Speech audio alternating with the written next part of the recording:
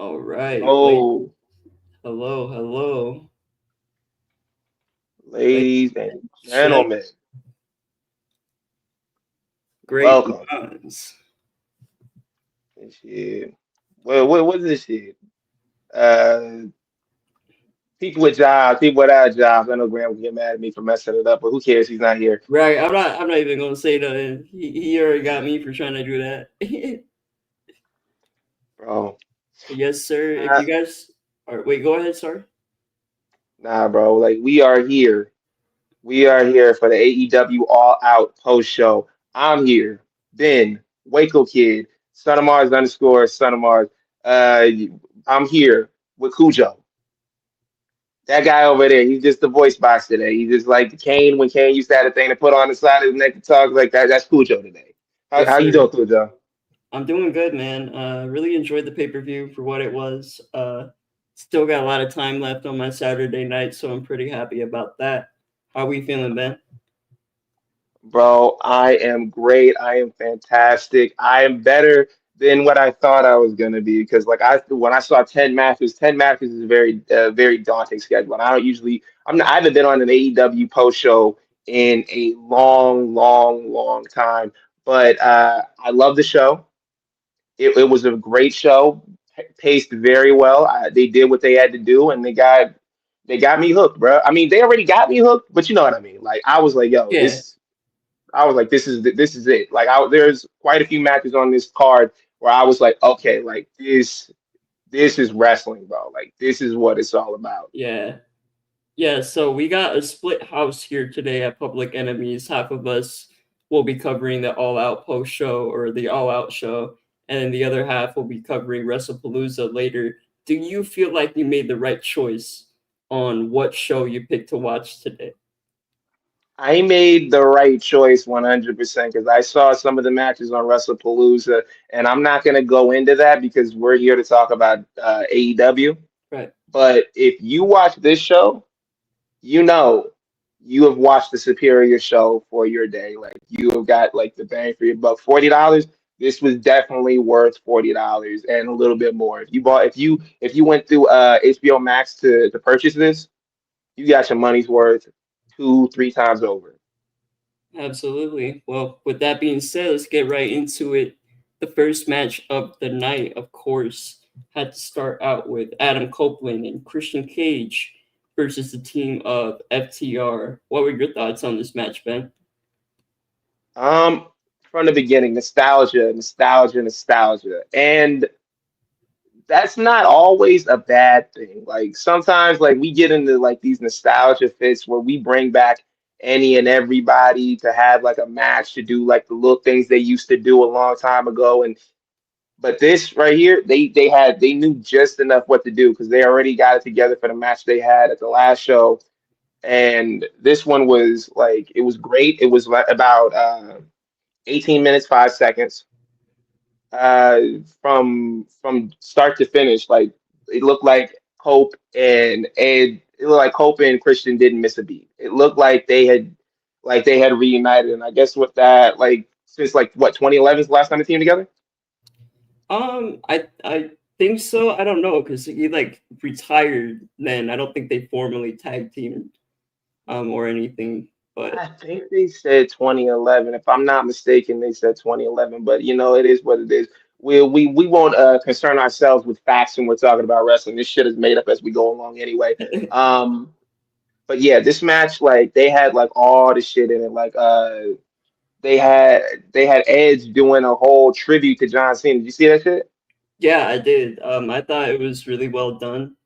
Maybe it was because it was done in the AEW ring versus like a reverse situation of John Cena paying homage to Edge. But yeah, it was a really nice moment. And there's another spot too where he hit the unprettier or the kill switch, and Christian hit the spear on FTR. So I thought that was really neat too. But continue. Yeah, man. Like with the Edge, like I think Edge was doing that because John Cena had hit the spear and like his match with Sami Zayn a few weeks ago. Like if there was ever someone they wanted like that would be willing to cross back over to hit for that John Cena match. I think Edge would be the one that they would let back over there. But contracts, rival promotions, like it is what it is. And this is why I say like this whole like AEW versus WWE thing, it's only with the companies. It's only with like the people who are like the heads of these companies because these talent they don't give a fuck about no brand war. They don't care about no you on this show, Right. you on that show. They texting each other all the time. They hanging out with each other. They calling each other on the phone. They don't care about none of this. The only people that care about this are the people signing their checks, and I get that. And I completely get that. But that's Phoenix showed up too. Yeah, yeah, she did. She pulled up Beth Copeland, I guess, or you can call her right now. But yeah, she pulled They up still on calling her Beth? Stokely. I mean, they still call her Beth, but I just seen people say Beth Copeland, and I'm still trying to get used to that. She's still Nah, Beth Phoenix bro. to me. There you go. It's still real to me. That's still the glamazon. But yeah, she pulled up, showed Stokely what was up. He's, man, packed his ass up, got him out of there. And yeah, Oh. Adam and Christian got the win. Really surprised me that you said it was 18 minutes because it didn't really feel like that. Um, I don't know if that's the time I got off of Wikipedia. I don't know if this was like if they count like the entrances or what, but it had like with the shenanigans and things like that in there, like the spot with Beth, like the little painting homage to each other, and also like FTR was like cooking in the ring too, like all like the little like the everything in between that match was like it was sandwiched in between like two pieces of nostalgia and just like pure wrestling in the middle by FTR. They did their thing. um, this match was like yeah, I said like damn near 20 minutes, but it was good. It's one of those times where it's like it doesn't feel like it because you're yeah, having a fun time. yeah, absolutely. And I feel like it was the perfect way to open up the show, with two Toronto boys, just doing their thing, everybody still really appreciates them. Not so much Beth Phoenix because she got absolutely destroyed by FTR with that spike pile driver near the end. Wow. Um, Safe to say this feud is not over, but the next match we had on All Out this evening was the return of the Mad King, Eddie Kingston and Big Bill. What were your thoughts on this match, Ben? This if you watch like if you're into different sports, you like outside of wrestling and stuff like that, we call this a get right game. This is the get like, but this was a get right match. This is what you get like when you're like, okay, I haven't been here for a while. Like I last time I was here, I was losing. So this is a match. It's a tune-up match, basically. And we talked about it on the this week's show. I'm gonna go check that out. Where we speculated like, is Eddie Kingston gonna do anything different? Is he gonna come out? Is he gonna be built different? Like no, he was not built different. Like bro, he's like I said, he's 40 something years old. What's the point? What's the use of changing your body type and doing all this stuff and adding this stuff like teaching a dog new tricks or whatever when you're like you this far into the game? But I thought this was a fun little match. Not really a whole lot to it. It was more or less what I thought it was going to be. Just like Eddie Kingston, just be like, look, I'm back. I need a solid like a little match to put or win to put me over to get me on the right track. Do you have any like in-depth thoughts about this match, or were you just thinking the same? Yeah, I mean, it was what it was. I think Eddie got a really great reaction when he came back. I was saying, like, I don't really think they could have done anything more extraordinary than what they had on this match. It was like a regular, like, TV match, if you will. But it was a good spot for Eddie, I'm just glad to see him back after they said 497 days was the last time that he had a match. And, yeah, man, he looks really good. Even though his body type is like a topic of discussion that be coming up. I think if he wasn't a little fat, he would lose his aura. You know what I'm saying? Like that's what makes Eddie Eddie. Like a little bit of Yo, it. Like facts. Like um, if you like if you didn't see Samoa Joe with the gut or Kevin Owens or whatever, you'd be like, and I know Kevin Owens slimmed down a little bit, but it's still like, yo, that's where the aura comes from, like what you said. I Yeah, like that. absolutely. And yeah, they had a little post-match beatdown. Brian Keith wasn't so happy that his homie Big Bill lost the match. And then boom, the hook signal. The Batman of New York. How are we I feeling love about that this? shit. Yeah. Yeah, man. I would have to agree. I don't know if we get a full time like tag team with Hook and Eddie Kingston moving forward to defend the honor of New York, but yeah, a pretty solid piece of business here. Nothing too crazy. Which is the opposite of the next match we have right here. Oh yeah, by the way, that match was 7 minutes 20 seconds. By the way, Okay. Next we have Mark Briscoe versus MJF in a tables and tax match. What are your thoughts on this one, Ben? bro, this one, like, I didn't have like a whole lot of stock in this match, and that's my fault for not really believing. Like that, that's on me. Shame on me. But this was a really solid match, especially for like the stipulation and everything like that. Like we were going into the match. I didn't know if it was like put your opponent through a table or whatever, but they did say the rules during the match that it was like a pinfall or a submission. But they really showed out with attacks like starting off the match like strong, where Mark Briscoe was like just poured them all out and was like, "Hey, bro, get in the ring. You already know what time it is." Yep. Yeah, and I would say that's probably the most amount of thumbtacks I've ever seen in a match. Like I Jesus just Christ. like bags and bags of that shit. But yeah, like it was really, man, that was probably one of my favorite matches of the night. I would have to say, like, just this year alone, Mark Briscoe has really shown that he belongs exactly where he is. You know, on every spot, on every pay per view. And MJF was really locked into. I know there's always like a debate on whether or not he really like phones it in or if he really is into it. But you could tell in this match that he was really focused and like the typical like heel stuff that he does was really great here. And just man, those spots were just really brutal this whole match. Like every back body drop, every slam, every like use of the thumbtacks was really just creative. I'll have Yeah, to they say. And just really added to the story of like, hey man, like MJF, you've been kind of talking crazy about my bro that is dead. You know what I'm saying? Like I gotta get mine, and that's exactly what Mark did. So shame on us for doubting him, but yeah, man. Yo, that's on me, but I'm like, I didn't think that they were gonna let Mark Briscoe get the win, because this is like been the story that's happened like a few times. Like they're like, okay, put him in a high profile match with someone who's clearly like, not to be disrespectful, but like kind of like above him, like on the totem pole. And normally he has a very good showing. He almost gets there, and it's just like right at the last second, the rug's pulled out from under him. But MJF, as like it's already been said, that he was pushing for this match and pushing for this rivalry to happen, and especially to get this match on the show. So for him to put over Mark Briscoe was really was really good, because Mark Briscoe is like I just said, he's like just always like banging his head on that ceiling, and this kind of puts him up above, because like yo, this MJF is he's the longest reigning AEW champion, right? I believe so. Yeah.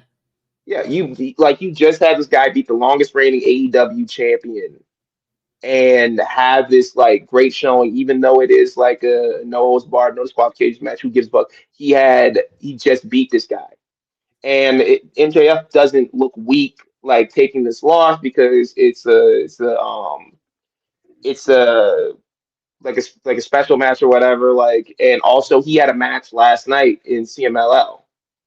So he has been working like MJF, like what you said. Sometimes it feels like, is he really interested in this, or is he just like phoning it in? But lately, like he's been on a tear, like between going to Mexico, doing AEW, he's been doing getting his acting in. Like he is really like hitting on all cylinders. Like he is definitely like showing AEW why he's worth the money and why he was worth all of like the everything that they went through to resign him. So like this match, definitely one of the better matches. Definitely one of my favorite matches on the show.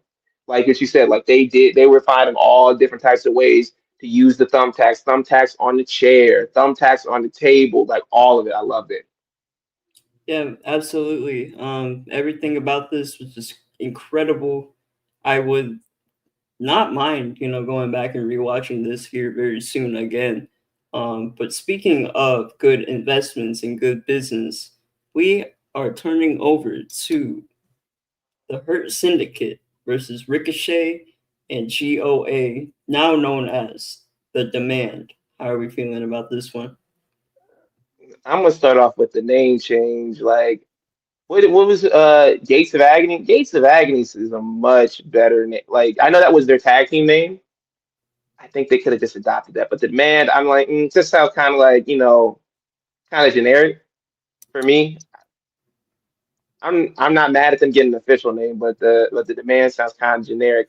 This was like this match was cool. Like it was what it was, and I like the story that they told was MVP still wants to get back in the ring. He still wants to do his thing. He still wants to prove I can wrestle with the young people. And during this match, it was like he had his moments where it was like that meme that video where it's like Unk still got it.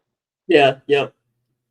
He had his moments in the match where it was definitely like, okay, I'm still got it. But later on, when they started working on his knees and everything like that, it was pretty evident. Like, okay, but like, no, like, don't got it right now. Like, he needs help.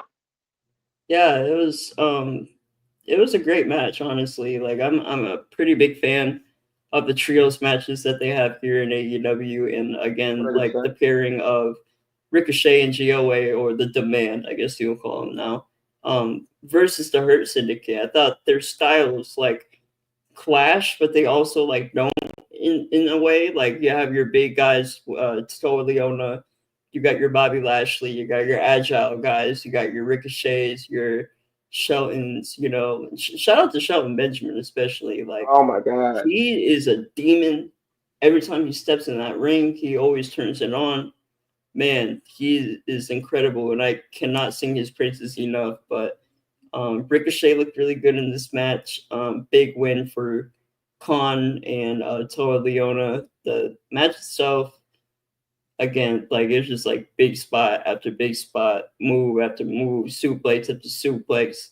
Just That double German suplex that Shelton Benjamin hit was like I was like okay like he's really about this shit like he's one of those guys like he didn't get all the shine in the world in WWE, and then when he went to Japan, like that's when I was like, oh, like you really like that. And I seen his matches from like when I was growing up, like on Raw and on SmackDown, and then that stint that he had in ECW, where I was like, okay, well, like I know he can move, but it wasn't until Japan where I was older and I could really set eyes on what he was doing. I was like, oh, he really liked that, and it's a breath of fresh air because like when he left WWE when he got released, I was like, damn, bro, he has so much left to offer, and now seeing him get like this second like win in AEW and put on matches like this because he was all over the place in this match.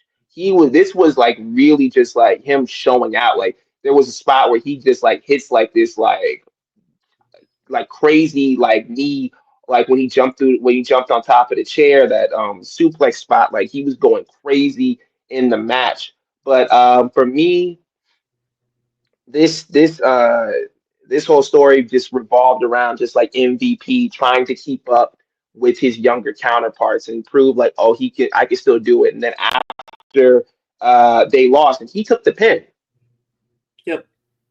Yeah, he took the pin, and even like after that, like the way they're looking at Ricochet, the Demand. I'll call him. I still got to get used to that. Like him looking at the Demand while they were standing in the ring, you could see it in his eyes. He like, bro, I got to get some young lifeblood back into this group because I can't be out here like putting my livelihood on the line. This is why, bro. Like, yo, I've been walking with a cane since I got here. And he broke it over Ricochet's back last week, so it's like, damn, like I really gotta chill out now. So, My man need a walker. He gonna need a walker with the little like tennis balls on the bottom of not too much on Unk now, but all right, it. we gonna move on to the next match. It was the triple threat for the AEW Unified Championship. Konosuke Takeshita versus Kazuchika Okada and Mascara Dorada.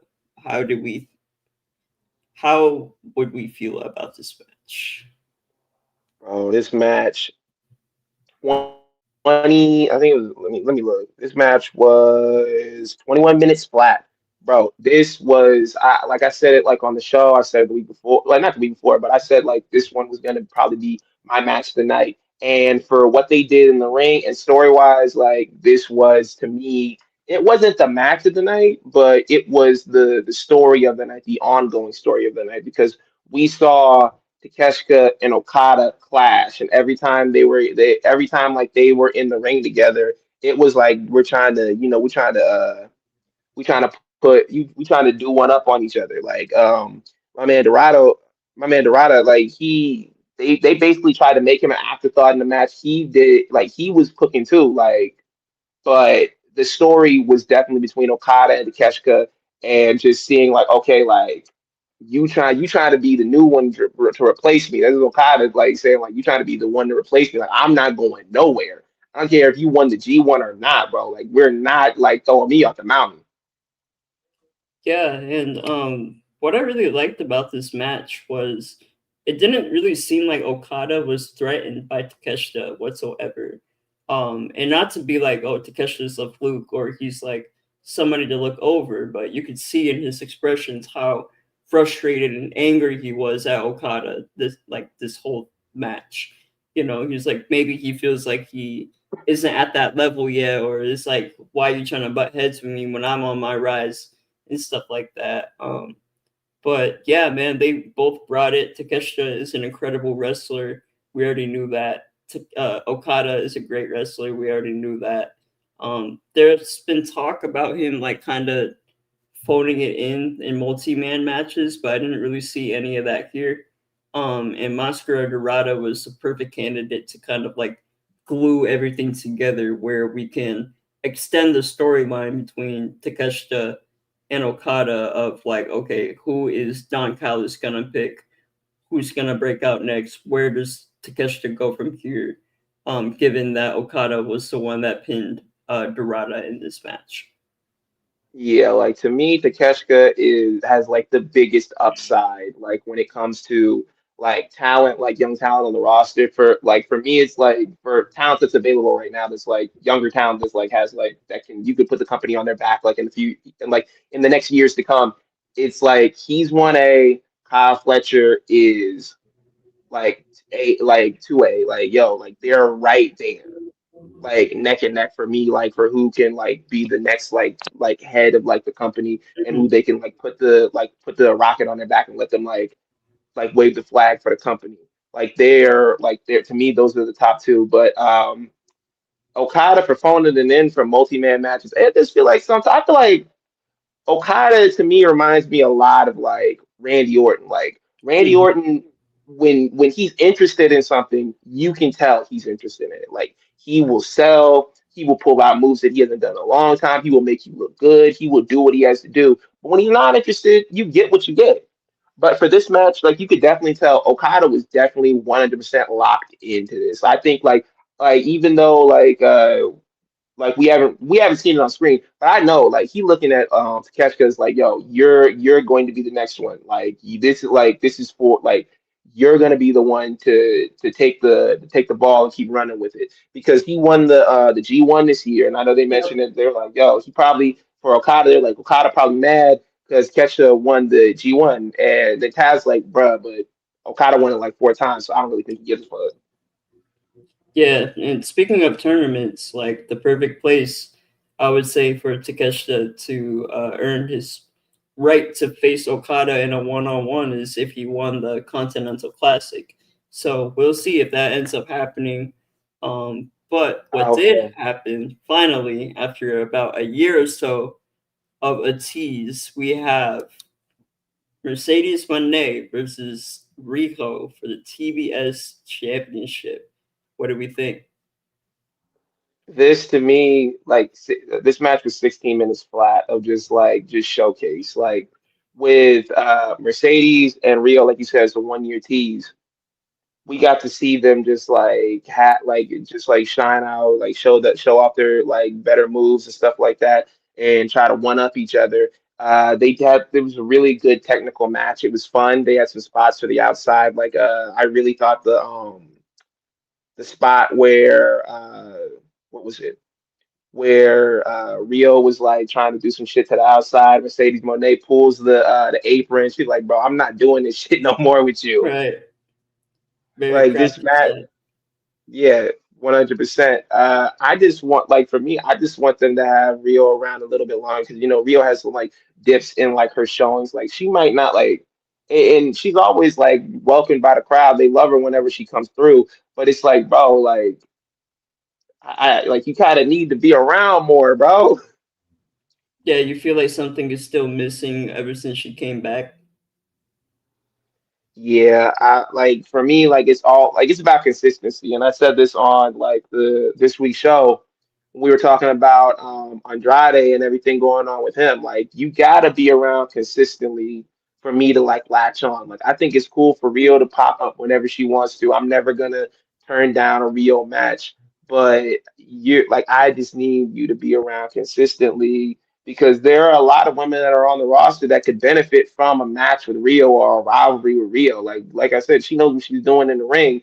But this match was more so about like Mercedes like showing off like yo, you can bring on like whoever you want to bring on. I'll pack them up. Like I'm not dropping this TBS title. Like she lost to Tony Storm a while ago. It's like yo, I'm not coming up off this belt, bro.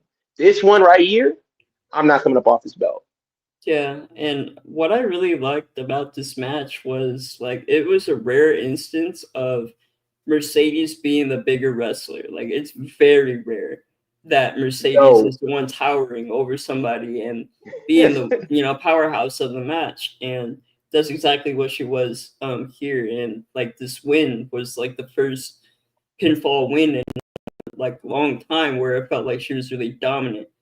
She used the moneymaker finisher instead of, using a roll up or whatever other creative way to, keep her championship. She wasn't so desperate here, and what we got was again, like you said, like a 16-minute of just showcase from both Riho and Mercedes, like nothing felt slow in this match, but it also didn't feel too fast either. Like everything was just like perfect about it. Really good pace, and really good action. yeah, like 100%, like nothing crazy. Like spots were cool. They were getting active when it came to submissions. It came to the technical stuff. But this match was cool. Like it wasn't too like wasn't too hot, wasn't too cold. It was just like just like a good showing. Yep. So with that being said, the next match that we have did not end by pinfall, as it was the Coffin match between John Moxley and Darby Allin. And I guess I'll go first on this one, just to give you a little But break. Yeah, I'm saying just going back and forth. But yeah, I thought this match was really cool. Very violent, as expected between a match with Darby and Mox. Um, the ending really surprised me because, like, usually when a wrestler has like a match, a signature match, like they just never lose those type of matches. And Moxley, shocking us all or surprising us all, brought back Pac to help him get the victory here. And I thought that was pretty cool too. Bro is back with like short hair. Thought Wade Barrett came out for a minute. I'm not even gonna lie. Um, bro, but yeah, man, like there's some pretty brutal spots in here, just like the MJF and Mark Briscoe match earlier. Um, yeah, they're just kind of freaky in there, just like biting each other, all this blood, kissing each other and whatnot, typical John that Mox shit. match. I love that, like I'm like Mox is insane. He was like, yeah, I'll do that, and I'll still like absolutely destroy you in there. So it's all love. Um, and there is a post match angle too. Not a post match, but there was like a segment where the Death Riders had left Mox, and Darby came back from the dead and lit Moxley on fire. I don't know if you saw that, but Yeah, I saw that. Like it's like a little Marvel post credit scene like that. That was cool because like you said in the match, like they would definitely like tearing each other up. Like they started the match off in the crowd, like literally like 30 seconds, like probably a minute, like probably a minute and a half into the match. Darby hits a coffin drop off of like the balcony. I don't know if you call it the balcony or whatever. Like, it's a coffin drop off of this shit. And they just start running through the crowd and just start cooking like with all that shit, like with the spots. Like they had like Darby brought out the fork. He was biting that man's ear. He's like, yo, if I gotta lose an ear, or you gotta lose an ear, bro. Like we not like this tit for tat, bro. Like Sting was definitely telling him, like, hey, bro, like I didn't destroy. Well, I wasn't putting NWO niggas in the ground, just like letting them get their shit off on me, bro. Like you got to get them back. Yeah, and Uh, there was a but moment. There was a moment in the match too where Brian Danielson didn't exactly get involved, but he revealed to Darby the plastic bag that was used to choke him out. So I thought I that was love a that. good piece of lore right there. But again, that just wasn't enough. There's always one Death Rider lurking in the shadows whenever you think they're not. So it's good to see Pac back. Um, Man, he absolutely destroyed Darby with that crucifix bomb to the outside. That was. Bro, right onto the casket. That shit was nasty, bro. I'm like, Like I Darby, you ain't got to do that, bro. I'm like, bro, for real, like nigga, like, bro, like, you need some money, bro? Like, what is this about? Right. Who do you owe? Well, we owe Like, it to all of the haters of Kris Statlander absolutely nothing because the next match we have is the AEW Women's World Championship four-way between Timeless Toni Storm, Jamie Hayter, Kris Statlander, and Thekla. And as I said and knew, AEW Women's World Champion Kris Statlander. I thought this you match fixed that? was, yeah, big stat. Come on now. Bro, man, y'all, nah, you and Graham full of shit, bro. Y'all, Bro, don't even. I picked Kris Statlander because I knew it was time. you know it's You time. know, You got a feeling, you just had a sixth sense about this. I got you. like Yuta, he pulled up, like who invited bro, but he pulled up, he was like, hey Kris, like come on, bro, like you gotta use the same move that you used the last time you won the TBS title or whatever it was. Yeah, TBS title. Uh yeah, like I don't it was a shock victory, honestly, the way it all came together. But the match itself was really well structured. I know sometimes like wrestlers when they're put in a four-way position, it can kind of get clunky really fast. But everybody here got their spots in. Everybody looked really good, looked really strong. Jamie Hayter hasn't missed a beat. Really glad to see her back wrestling and in the title picture. Thekla, I thought wasn't really bad either. And yeah, Kris Statlander and Toni Storm still as great as they've always been. I really like the interweaving parts of this match where everybody kind of was like had their own like one-on-one beef with each other for a little bit. And yeah, again, we have a new AEW Women's World Champion in Kris Stat. It's been 4 years since she competed for that championship. So 4 years is crazy. this was a really great time to pull the trigger. I love Tony's reaction of her just being like not upset, not angry, just like Just in stop. disbelief, like literal disbelief. Like, damn, this woman really did that thing. This son of a bitch. Yo, fags. Like the whole the match, like would you say, like, yo, sometimes get clunky. I really like the spot where Tekla was like hitting them like suplexes, like where she Yeah, had her the feet spider locked in. suplexes. Yeah, I love that shit. For me, like she was cooking. Like you said, everybody got to hit like their own little spot, had their own little thing. But yeah, this is 100% like shocker of the night. Like I did not think Stat was gonna win. This is why I picked Tony Storm in the match. Like the way the match was set up, like the way the match was set up, the way the match was going. Like I was like, okay, what is going to go for the safe option? put it on Toni because this lead up had no pomp and circumstance whatsoever. Toni has just been doing her thing, like not focused on like any like rival, like main rival or whatever. She's been having like matches and stuff like that. Like she had a match with like Sky Blue, and she's like and been doing like fun stuff like over the last month. And since this match had no build, that's why I picked Toni. I was like, okay, if they're gonna put the title on someone else, it'll probably be in a one-on-one situation, a little bit more build. But since this was thrown together and the way that the match was going, because this match was quick, this match was 11 minutes 55 seconds, and like you could tell that like they were trying to get their stuff in, but you could tell they were kind of racing to the finish. Like if Yeah, that makes sense, like they were trying I to could kind kind of of like tell that a little bit. yeah, it just felt like they were like, okay, like we trying to get through this so we get out of the show over by the time, well, at least the main event by the time like Wrestlepalooza either like starts or whatever. And I mean, they did. I mean, they failed that mission, but you know, like it was still a great match. It was still like a really great show. But I'm just like very much interested to see what they do with Kris Statlander from here. Like, is she gonna join?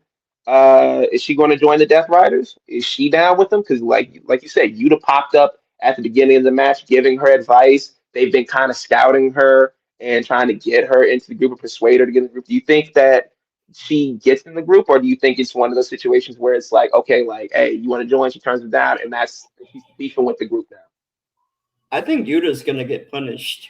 I think that Kris is definitely like, hey, like I'm the champion now. I really don't need y'all group. I don't need any of this, you know. But you never know. Like she's kind of going through like the Bailey arc, where it's like, okay, like this week she's friends with Willow, this week she's not. Mm, But I think at the end of the day she'll be okay. But Yuta will not. Especially now that Pac is back in the picture, and yeah, DG in the picture too. They're like, all right, well, like, why do we really need Yuta? So exactly. I think they're gonna bleed him. But with that being said, the next match that we have on the docket is the AEW World Tag Team Championship four-way ladder match between the Young Bucks, Brodido, JetSpeed, and Hechihero and Josh Alexander, the Don Callis family. What were your thoughts on this match, Ben? This was like a fun palate cleanser before the main event. I thought it was really cool and really like fun to like the things that they did with the Young Bucks. Like the Young Bucks bought back their entrance. Even it might be for one night, spent that $500,000 that they got on the pyro and on the music and on the nameplates and everything like that. And then they had in like the little like note that they have on like the entrance, a fool and his money are soon parted. This was a really fun match. Jet Speed really showed why they're like one of the premier tag teams of AEW right now. Like I really would like I picked Jet Speed to win. And I really think like their time is coming soon. That's if like MVP don't try to scout him for the Hurt Syndicate. But like I think if they stay together, their time will definitely be coming soon as like champions to carry on like this next wave. I didn't think Brodido would get the win only because they're a makeshift tag team. Like usually with like makeshift tag teams, they're like, okay, well, like we'll keep you together, and the next time we can have like a traditional tag team, we'll kind of like pass the belts off to them. But I'm glad that they won the match because we get to like explore a little bit more time with them and see what they have to offer because they're a powerhouse team. Like this whole match, like Brody King was just like he was just killing motherfuckers. Like he dropped Speedball through a ladder. He was doing like all types of like crazy shit in this match. What do you think? Yeah, this is really fun, and I love the placement of it too. Just being like right before the main event to pick people back up again if they were feeling a little fatigued. Um, I gotta credit Tony Khan really for putting together so many makeshift tag teams and making them work. And at this point, I would say that Bandito and Brody King are not a makeshift tag team. I would say they are traditional now. They got the matching colors, they got the matching gears, they got their entrance music. Like they're locked in now, they're Brodito and they're here to stay. You know what I mean? Like AEW tag team division is really healthy right now. The Young Bucks are creative as always in these ladder matches, showing why they're also veterans. Here, JetSpeed, like you said, are the dynamic tag team that, this match is their match. You know what I mean? Like when they can do high flying stuff, unique stuff with the ladders, that's where they really shine. And at Josh Alexander and Hechihero, I really love Hechihero. Can't really say the same for Josh Alexander, but he ain't bad or anything. They did their thing in there. And again, can't sing enough praises for Brodido. They've just been on fire, especially Bandito, tearing it up over there in Ring of Honor as well. And I just love the trope of having the big guy like Brody King like defend his crown against like a wave of just like a bunch of like smaller dudes just trying to like chip him down. And it's like, nah, you ain't gonna, like, you're not gonna kill me, bro. Like, it's not happening. Nah, 100%, 100%. Yeah, definitely great match. Palate cleanser, like you said, get the crowd hype back up. I'm definitely interested to see what Brodido has in the tank and what they have to offer. I definitely can't wait to see them like have like a good little like run with the belts. Um, but now it's time for the main event. Yes, sir. The main event of the evening for All Out is AEW World Championship. AEW World Champion Hangman Adam Page versus TNT Champion Kyle Fletcher. What were your thoughts on this match, Ben? Bro, this match, like I'm not gonna lie to you. This match was 38 minutes long. When I was watching it, I was like, damn, they going on for a long time. And I was like I was watching the spots and everything that they had going on. They told like a wonderful story of Hangman. The story that they told in the ring was the story that they told for the last couple of weeks when they set this match up. Like, you are Kyle Fletcher, like, you are the future of this company. But the future is not right now, motherfucker. Like, get to the back of the line. Like, they were really showing out. Kyle Fletcher was showing off all of his moves. He was showing off why he is the future of this company, why he is the lifeblood of this company, why he is in the position that he is in. Like, he was doing he was doing everything that he could, but Hangman had to show like, yo, bro, like, you're great, but I am just two steps ahead of you. Like, they were really pulling out all the stops. Like, they were hitting like I think Hangman went for the one winged angel at one point in this Yep. match. Like, he hit the V trigger. Like, bro, like, this match was incredible. And I thought that they were gonna like I thought this match would have been like a little bit like cut short because they were trying to like not go really head to head with Wrestlepalooza. But this match literally went through the first two matches of Wrestlepalooza. Like, it started like 10 minutes before Wrestlepalooza, and it didn't end like until like probably maybe like 20, 30 minutes into Wrestlepalooza. Um, I had this match on like side by side during the John Cena Brock Lesnar match, and let me tell you something, bro. This match makes that match look like a pile of dog shit. Like Graham and Gresh are gonna review WrestlePalooza like later on tonight. But as far as like from me and my thoughts on that opening match, that was dog shit. This was immaculate. Like, 38 minutes of just pure just like wrestling, and this was one of the matches that you're gonna come back to in 1 year, 2 years, 3 years, 5 years, where you're gonna be like, okay, that's the match where like Kyle Fletcher like solidified himself, and like I loved it. What were your thoughts? Yeah, Kyle Fletcher, I reiterate your thoughts. Like, he is the future of the company. I would say he's the now of the company in a different way that 100%. Hangman is. He's still a TNT champion. But yeah, with this loss, he's gonna move forward with the bigger chip on his shoulder.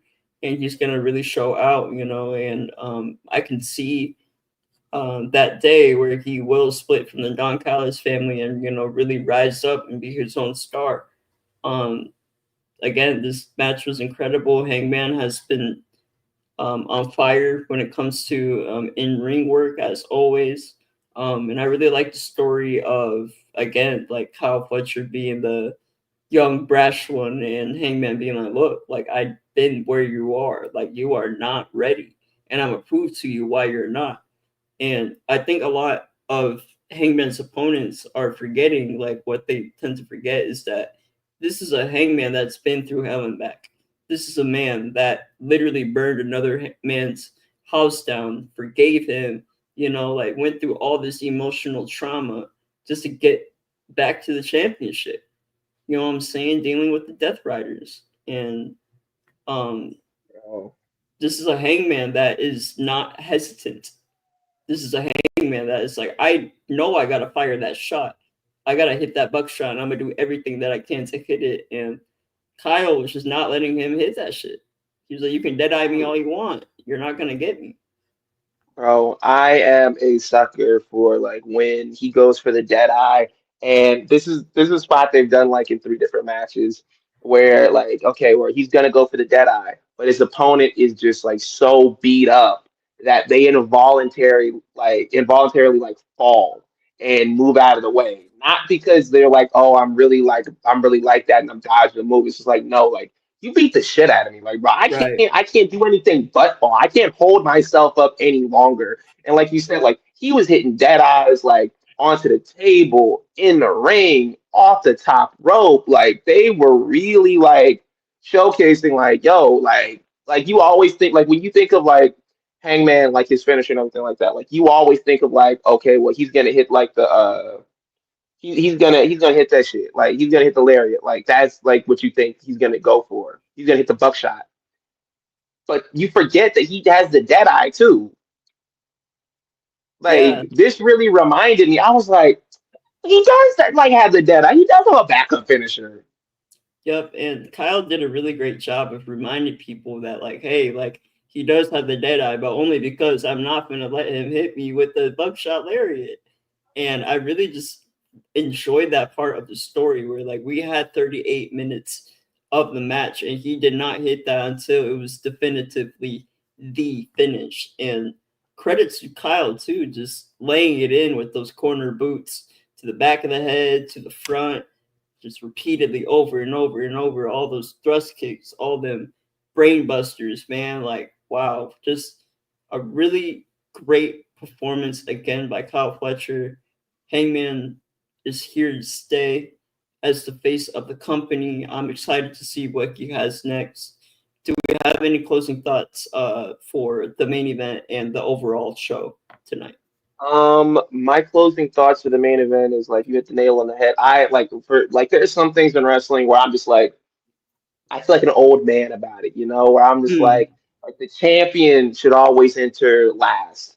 Uh, and when it comes to finishers, like I'm like people kick out of finishers way too much nowadays. The way that they protected the buckshot lariat in this match, and the way that they protect the buckshot lariat in other matches, because normally when he hits the buckshot lariat, that shit is over. Like it's the same thing with Okada's with the Rainmaker.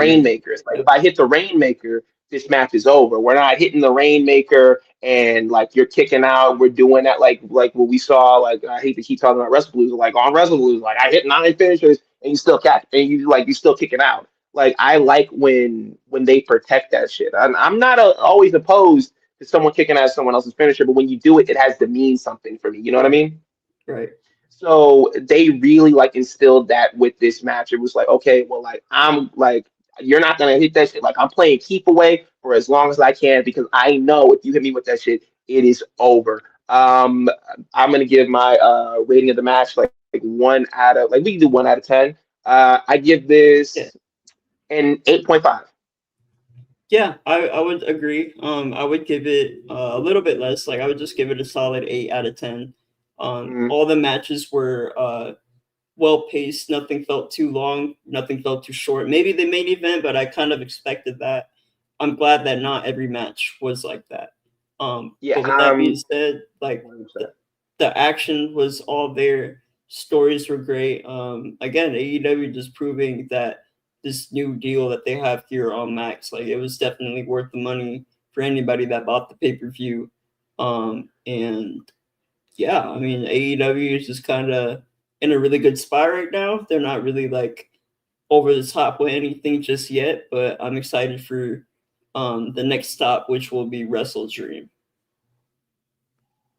Yeah, 100%. And the next time we come to you for an AEW post show for Wrestle Dream, we like it. Like this was fun having two post shows and everything like that. I think like we will next time we will stick to one post show. I mean, like, we won't have to do two post shows because WWE's like, oh, we're not going to run any like rival like shows until like probably 2026. They'll start back up again. But we'll cross that bridge when we get to it.